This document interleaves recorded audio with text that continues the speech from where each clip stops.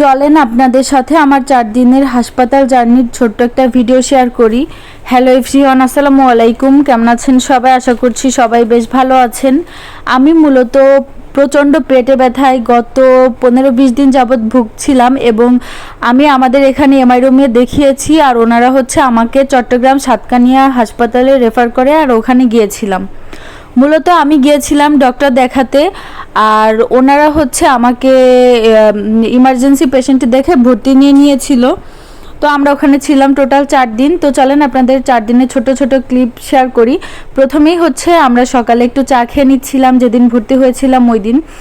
তারপরে এই তো আমার মেয়ে সব বাবুদেরকে কোলে নিতে চাই। তো ওকে তো আর কোলে দেওয়া যাবে না, কারণ এরা সবই নিউবর্ন বেবি। তো বেবি কান্না করছিল দেখে আমার মেয়ে ওকে ফিডার খাওয়াতে যাচ্ছিল, বলতেছিল মাম্মা ফিডার খাবে। ও তো স্পষ্ট বলতে পারে না, তবে বোঝানোর চেষ্টা করে। মানে ওর কাছে মনে হচ্ছিল যে বেবি কান্না করছে মানে বেবি ফিডার খাবে। তো বেবিদেরকে নিয়ে ব্যস্ত ছিল, আর আমার একটুও কষ্ট হয়নি, কারণ পুরো 4টা দিন ফাতিহা বেবি ওর বাবার কাছে ছিল, আমার কাছে থাকতো না, যার জন্য আমার জন্য জার্নিটা বেশ কিছুটা সহজ হয়েছে।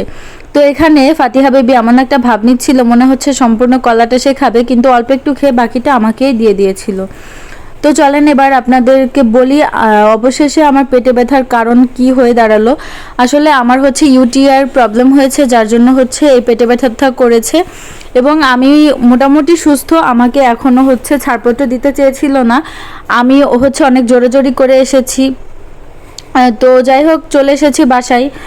ইনশাল্লাহ বাসায় ওষুধ কন্টিনিউ করবো, আর ইনশাল্লাহ সুস্থ হয়ে যাব।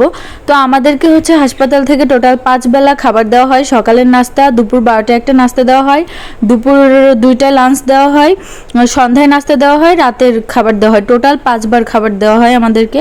তো ওরা দুপুরে দেয় মাছ, ডাল, ভাজি আর ভাত, আর রাতে দিয়ে থাকে খাসি অথবা মুরগির মাংস, সেই সাথে সবজি, ভাজি আর ডাল।